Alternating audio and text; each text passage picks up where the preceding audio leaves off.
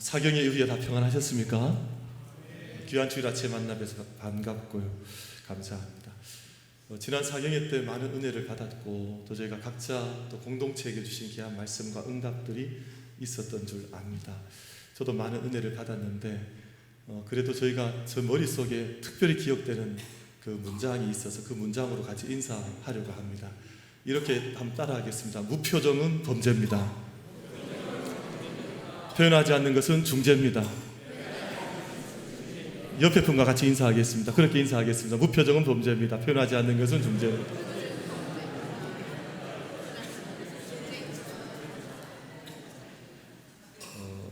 그래도 죄를 짓는 분들이 계시네요. 그래도 죄. 그게 이제 우리 경상도 사람들의 특기죠. 우리 경상도 사람의 특징 중에 하나인데 사경을 통해서 많은 은혜를 주셨고 지나는 동안 제 마음속에 한 가지 계속해서 남는 것은 은혜 받는 것은 어찌 보면 쉬운 일이다. 그리 말하는 분들 많습니다. 은혜 받는 것은 쉬운 일이다. 사실 생각해보면 은혜 받는 것도 쉽지 않습니다. 하나님의 특별한 은혜가 있어야 또 그 은혜에 나아가고자 하는 발걸음들과 발돋움이 있어야 은혜가 임하죠. 하나님의 특별하신 섭리인데 근데 그 다음 말씀이 맞아요. 은혜를 지켜가는 것은 더 어렵습니다. 우리가 은혜 받고 하나님의 사랑을 깨닫고 그 은총 앞에 설 때 우리가 그 시간이 한순간에 은혜로 쓰러지고 마는 것이 아니라 그 은혜가 계속해서 더해져가고 깊어져가는 삶을 살 수 있도록 우리 함께 믿음의 발돋움을 함께 일으킬 수 있는 우리 모든 만민 가족들 다 되시기를 주의 이름으로 축복합니다. 오늘 설교 말씀을 좀 짧게 전해야 될 것 같은데 제가 받지 못한 은사가 짧게 하는 겁니다. 진짜 걱정이 돼요. 제가 좀 짧게 하고 싶은데 어떻게 하면 짧게 할 수 있을까? 왜냐하면 어제 우리 교회학교 그 경북노예 대회에서 우리 만민교회 우리 자녀들이 또 좋은 성적을 내서 오늘 예배 중에 시상도 좀 하고 발표도 하려고 그래요. 그러면 시간이 좀 제법 많이 갈 것 같아서 말씀을 좀 시간을 좀 줄이되 대신 그 중심 메시지는 줄이지 말고 전하자 하는 마음을 좀 품고 올라왔는데 핵심은 변화입니다. 변화. 성경 말씀에 보면 하나님께서 그 사람의 이름을 바꾸신 경우가 많아요. 예를 들면 아브라함의 이름도 하나님께서 바꾸셔서 아브라함이라는 이름을 주셨고요. 그의 부인 사라도 이름을 바꾸셔서 그 이름을 주신 것이거든요. 이름을 바꿔주신.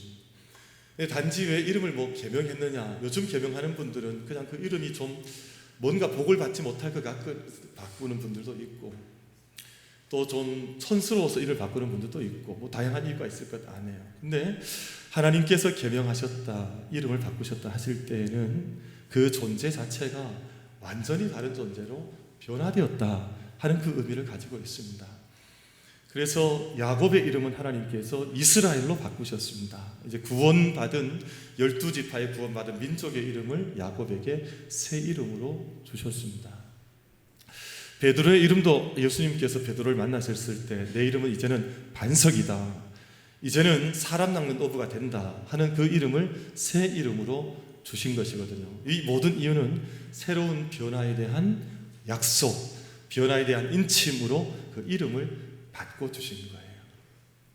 우리 만민의 모든 예배자들, 우리 모든 믿음의 행진을 감당해 나가는 동안에 우리의 믿음이 바뀌어지는, 믿음이 이 세상에서 흔히 경험되어지는 세상의 일에 종속된 믿음이 아니라 하늘의 것을 이 땅 가운데 함께 하나님의 것을 위로부터 함께 얻은 그 믿음의 변화들을 말씀과 은혜와 약속과 성령의 인도하심 속에서 함께 그 변화의 여정을, 복된 믿음의 여정을 함께 걸어갈 수 있는 우리 모든 만민 가족들 다 되시기를 주님의 이름으로 축복합니다. 만약 그렇지 않으면 이 세상 속에 머물러 사는 거죠. 머물러 사는 것인데, 그럼 아주 이상적인 사회를 유토피아라고 하고 그 반대 이름을 가리켜서 디스토피아라고 합니다. 디스토피아는 거짓의 세계, 그리고 폭력의 세계, 또 세상의 모든 더러운 세계가 이 디스토피아라고 하는 세계거든요. 근데 이 세상에 있는 디스토피아를 그리고 있는 아주 대표적인 소설들, 작품들이 기억되는 작품들이 몇 가지가 있는데, 그 작품 가운데 조지 어웰의 1984라고 하는 소설이 디스토피아 소설이에요. 그러니까 전제 정치 폭력에 의해서 얼마나 세상이 거짓될 수 있는지를 보여주는 작품이 1984라고 하는 조지 어웰의 작품이고, 또 한 가지 대표적인 작품이 올더스 헉슬리의 멋진 신세계라고 하는 작품이에요. 멋진 신세계 이렇게 들으니까 벌써 우리 성도님들 가운데 마음이 동대구 옆에 그 신세계 백화점 가 있는 분도 계실지 모르겠어요. 멋진 신세계. 멋진 신세계가 영국을 배경으로 한 작품인데, 미래의 영국 정부가 모든 생명체를 조작하고 통제한다는 내용을 담고 있습니다.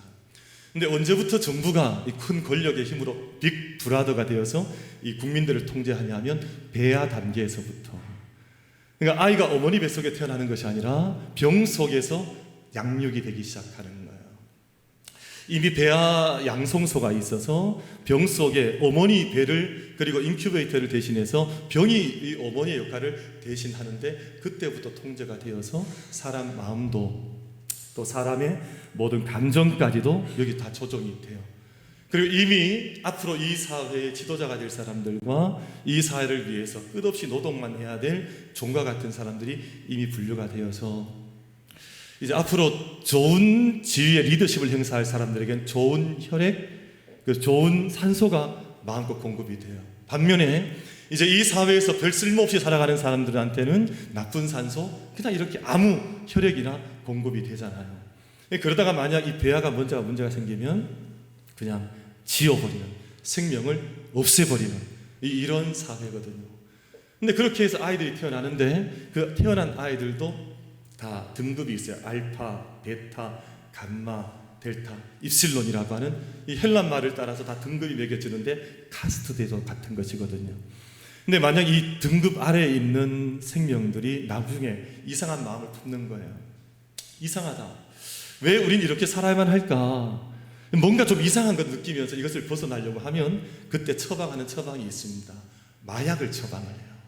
근데 마약을 처방을 하면 나는 당연히 이렇게 살아야 되는 존재이지, 내가 무슨 다른 세상을 꿈꿀 수 있는 존재가 나는 아닌 것이지 라고 생각을 하는데, 그 마약이 특별한 경우에만 마약을 주는 것이 아니라 일상화되는 거예요. 생활 속에 그냥 마시는 음료수처럼, 우리가 간식하는 간식처럼 마약이 퍼져나가서 그냥 밑에 노동하고 땀 흘리고 이 사회를 떠받쳐야 되는 사람들은 그저 그 마약을 먹으면서 우리 인생은 원래 이렇게 사는 것인가 보다, 그렇게 사는 거예요. 알코올을 하고 술을 마시고 마약을 하고 내 인생은 원래 갇혀 있는 것이지, 그 생각 속에서 평생을 사는 거예요. 근데 이 저자가 주장하는 것이 뭐냐면, 세상의 모든 사람들이 이것을 멋진 신세계라고 생각한다는 거예요. 여러분, 우리들의 일그러진 영웅 이문열 작가의 작품을 보면 아마 엄석대가 통치하고 있던 그 작은 교실은 그 공간이 멋진 신세계였을 거라고요. 다른 세계는 없다는 거, 다른 세상은 없으니까 그냥 이 안에서 너희들은 이 나의 통제를 받으며 살면 이 안이 멋진 신세계가 될 것이야, 이걸 약속해 준 세상이거든요. 그럼 북한 주민들에게 멋진 신세계는 어디겠어요? 아마 북한 주민들에게 멋진 신세계는 절대 미국이나 다른 유럽이나 또는 가까운 우리 대한민국이 아닐 겁니다. 그들에게 멋진 신세계는 그저 그 북한 땅일 거라고요. 그러니까 어떤 이야기를 해도, 무엇을 들려주어도, 무엇을 경험해도 그들에게 신세계는 자기의 주석이요, 자기의 지도자요, 그 세계이지. 미사일을 쏘고 사람을 죽이고 그렇게 해도 여기가 신세계라고 생각하지, 그것이 나쁜 세계로 생각을 하지 않을 거라고요. 얼마나 끔찍한 일이에요. 근데 이것을 깨뜨리는 사건이 나타나는, 이게 세계를 깨뜨리는 것이 거룩에 대한 경험이거든요. 거룩에 대한 경험은 새로운 세상에 대한 눈을 뜨는 사건입니다. 흔히 거룩이라 그러면 목소리 힘을 주고 이렇게 하고, 이게 거룩이 아니에요, 여러분. 거룩은 하나님의 세계에 대한 새로운 눈을 뜨는 것이 거룩이거든요. 예수님께서 내신 하나님의 나라에 대한 새로운 경험치가 거룩이거든요. 근데 이런 거룩을 알지 못한 채 그냥 율법주의자처럼 그냥 외적인 것들만 다 하면 마치 거룩을 다 하는 것처럼, 예수님께서 이 땅 가운데 어서 보여주셨던 말씀과 그 삶을 통해서 하나님의 나라가 우리 가운데 실제로 임재하는 것이구나, 하나님의 세계가 우리 가운데 있어서 우리가 이 모든 세상에 알을 깨고 나오면 하나님의 세계가 우리 가운데 있는 것이구나 하는 것을 경험하게 되는 것이 거룩에 대한 경험이거든요. 여러분 가만히 한번 생각을 해보세요. 예전에 우리나라도 그랬는데요, 또 북한도 그렇지만 공산 정권도 그렇고 이슬람 정권도 그렇고 이 금서가 있습니다. 금서, 읽지 못하게 하는 책이 한 권이 있는데 북한도 이것은 금서입니다. 발각되면 아마 사형을 당할지도 모르겠어요. 이슬람권도 마찬가지. 이 책을 읽게 되면 사형을 당할지 몰라요. 아마 독재 정권에서는 이 책은, 모든 독재 정권들은 늘 금서가 있었는데 그 금서가 바로 성경입니다. 별로 놀라지 않으시는데, 우린 진짜 놀라지 않는 은사가 있습니다. 무표정은 범죄입니다. 표현하지 않는 것은 중죄입니다. 왜냐하면 여러분, 이 모든 세계가 성경을 우리처럼 이렇게 읽게 하는 것이 아니에요, 여러분. 왜냐하면 이 성경을 읽고 나면 새로운 세계를 보게 되는 것이거든요. 이 세계를 읽고 나면 이 독재가 얼마나 더러운 귀신령에 속한 나라인지를 알게 되는 것이거든요. 그러니까 이 성경을 읽지 못하게, 새로운 세계에 대한 경험을 하기 위해서 성경을 금하는 거예요. 그러니까 여러분, 같은 원리 안에 성경을 읽지 못하게 하거나 성경을 금하게 하거나 이것을 멀리하게 불태워버리거나 하는 그 모든 곳에는 귀신의 영이 역사하는데, 오늘 본문 말씀에 귀신에 사로잡힌 사람에 대한 이야기가 등장을 하는데, 그럼 지금 부산이라고 하는 검색어를 여러분 한번 쳐보시면 가슴이 아파요. 그럼 부산이 얼마나 좋은 곳입니까? 부산이 얼마나 아름다운 곳이에요.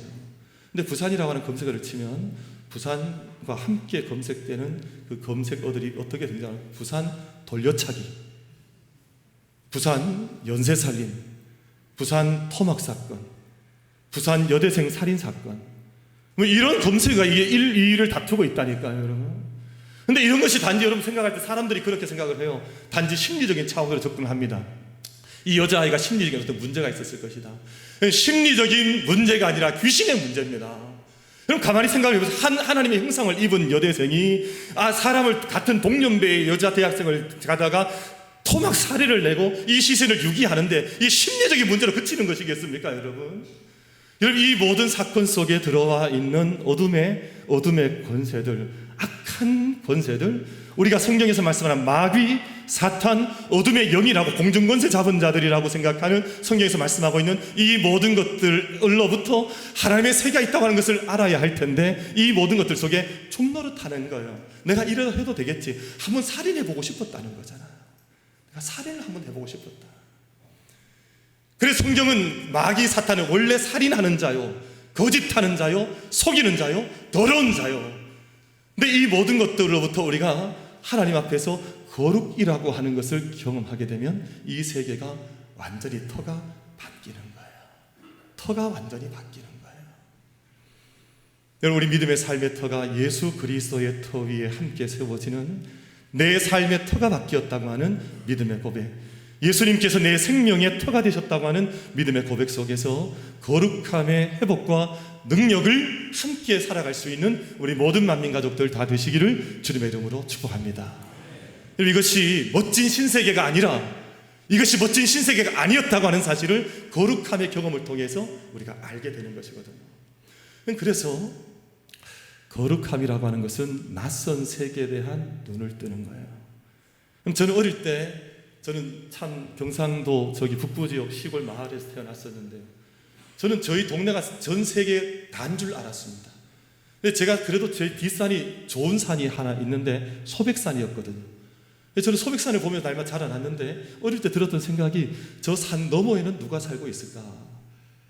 저 산을 지나가면 저곳에는 무엇이 있을까? 하는 생각을 늘 어릴 때 많이 했었어요.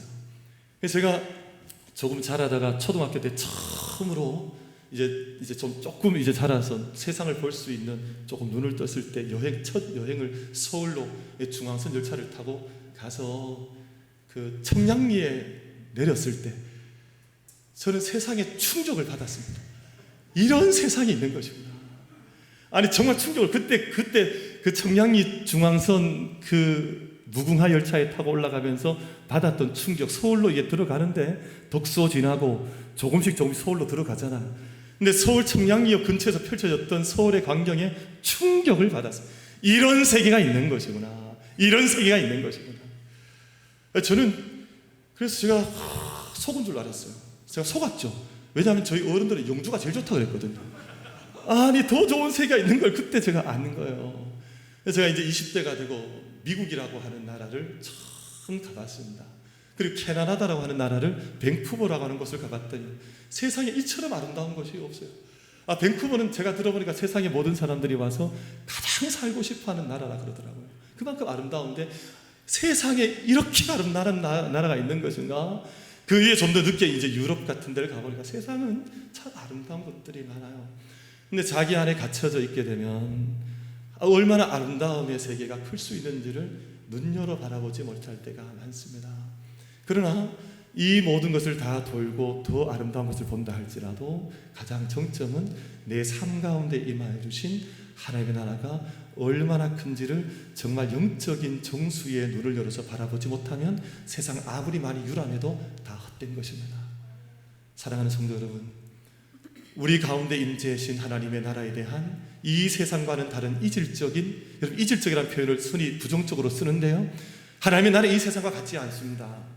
하나님의 나라를 경험하면 절대 이 세상의 것에 마음을 빼앗길 수가 없어서 예수님 비유하신 복음서 말씀 가운데에는 한번 그 나라를 경험하고 나면 자기의 모든 것을 다 팔아서 이 나라를 사기 위해서, 이 나라를 얻기 위해서 이 모든 것을 바꿔도 아깝지 않은 나라가 하나님의 나라라 그랬습니다. 여러분, 세상에 물질을 종로로 타는 사람들, 세상에 어떤 가치관의 종로로 타는 사람들, 세상의 어떤 것들 속에서 벗어나지 못하는 사람들은 하나님의 나라의 이 이질적인 성격을 알지 못해요.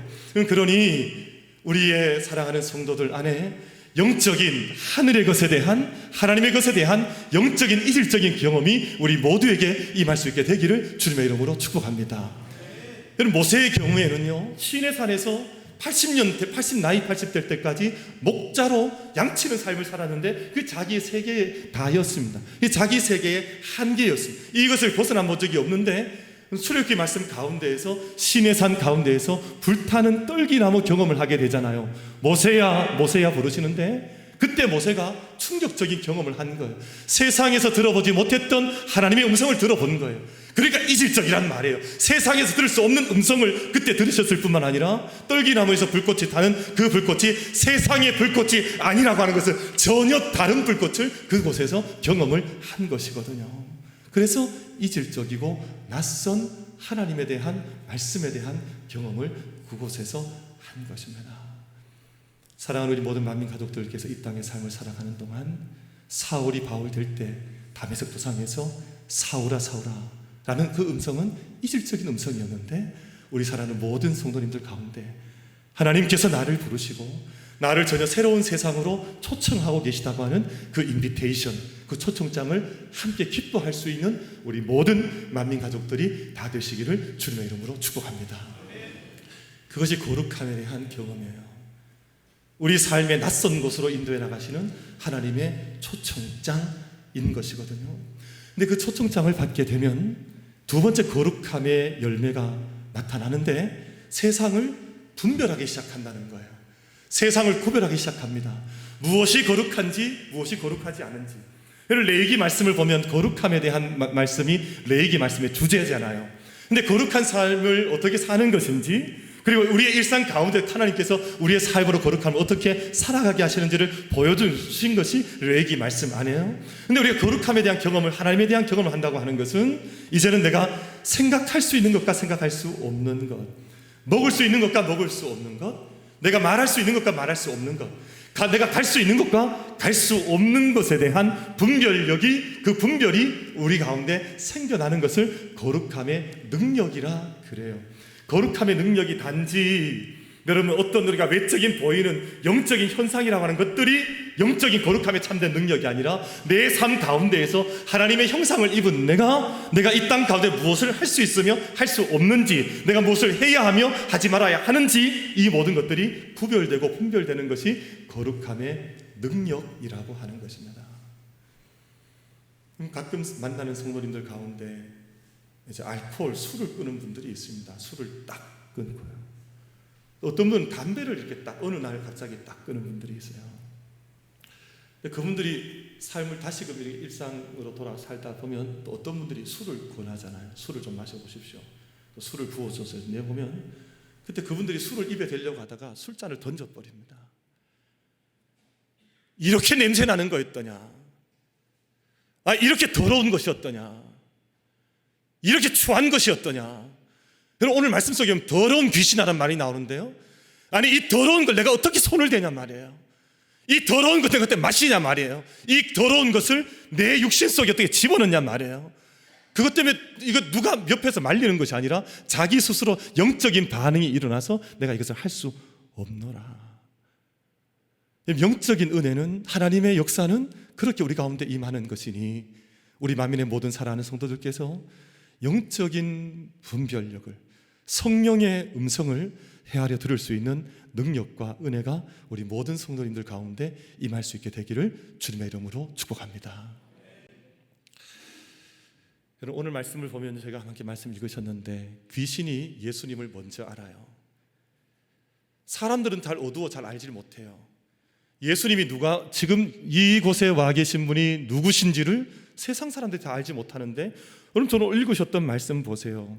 24절 말씀 보면 나사렛 예수여, 이 귀신이 하는 이야기예요. 귀신이, 이 사람이 하는 이야기가 아니라 귀신이 하는 이야기인데, 나사렛 예수여, 우리가 당신과 무슨 상관이 있나이까? 우리를 멸하러 왔나이까? 멸하러 왔다고 하는 것을 안 거예요. 멸하러 왔나이까? 나는 당신이 누구신 줄 아노니 하나님의 거룩한 자니이다. 여러분, 그래서 공산진영이나 독재정권에서 성경을 못 읽게 하는 이유가 여기에 있는 것이에요. 여러분, 그 사람들은 가장 잘 아는 거예요. 이 말씀이 임하게 되면 생명이 하나님의 형상으로 바뀐다는 것, 예수께서 주인 되시고 삶이 바뀐다는 것을 안 거예요. 이 모든 것이 얼마나 어두운 것이며, 이 모든 것이 얼마나 더러운 것이며, 이 모든 것이 얼마나 악한 것인지를 이 귀신이 너무 먼저 아니까 말씀이 들어오면 그렇게 말씀에 경기를 하잖아요. 근데 오히려 믿음의 사람들, 세상 하나님 자녀들이 하나님께서, 예수께서 어떤 분이신지를 잘 알지 못하는 경우가 많이 있단 말이에요. 그래서 우리가 거룩함을 회복한다는 가장 중요한 주제를 한 가지 말씀드리려고 하는데, 지금까지 나의 주인 되었던 모든 것을 내려놓고 이제는 예수님을 내 안에 영접하여서 하나님의 자녀로, 내 삶의 주인으로 하나님을 영접하여 모셔드리는 것, 가장 낯선 경험을 하는 겁니다. 원래 우리 인간은 하나님이 임재하실 수 없는 더러운 인간들이었는데, 하나님께서 가장 낮고 천한 것으로 성육신 삼위일체 하나님께서 오셔서 우리 가운데 함께 하실 수 있다고 하는 것을 하나님께서 말씀하심으로 구원의 사건이 시작이 됐습니다. 보라, 내가 세상 끝날까지 너희가 함께 하리라. 그 이름을 예수로 하라. 그 이름은 구원이란 뜻입니다. 사랑하는 성도 여러분, 우리가 이 땅에 믿음의 삶을 살아가는 동안 우리 모든 삶의 모든 순간마다, 때마다, 일마다 오직 주인은 한 분이신 줄 알고, 하나님께서 나의 주인이십니다. 예수 그리스도께서 나의 주인이십니다. 사경에 다시 해야 될 것 같습니다. 아무도, 그러니까 하나님께서 나의 유일한 주인 되심을 함께 고백하며 우리가 살아갈 수 있는 우리 모든 만민 가족들. 그래서 오늘 거룩함의 회복이라고 하는 것이 내 안에 내가 주인된 것 아니라, 여러분 세상에 물질이 주인되어 있거나 너무 익숙한 많은 것들이 주인되어 있습니다. 이 모든 것들이 주인이 아니라 하나님께서 주인 되시고, 이제 내 삶 가운데 분별력, 영적 분별력이 생겨서 모든 순간마다 이 땅의 것이 아니라 하늘의 거룩한 것이 있고 아름다운 것이 있고 또 샬롬의 역사가 있고 그 귀한 은혜들이 나에게 있다고 하는 거룩함에 대한 눈뜸과 발돋움, 그리고 우리 삶 가운데에서 이제는 하나님께서 우리 가운데 열어 보여주시는 이 낯선 경험들, 하늘나라의 경험들이 구원받은 우리 모든 만민 가족들의 평생의 삶이 될 수 있게 되기를 주님의 이름으로 축복합니다. 기도하겠습니다. 아버지 하나님, 은혜를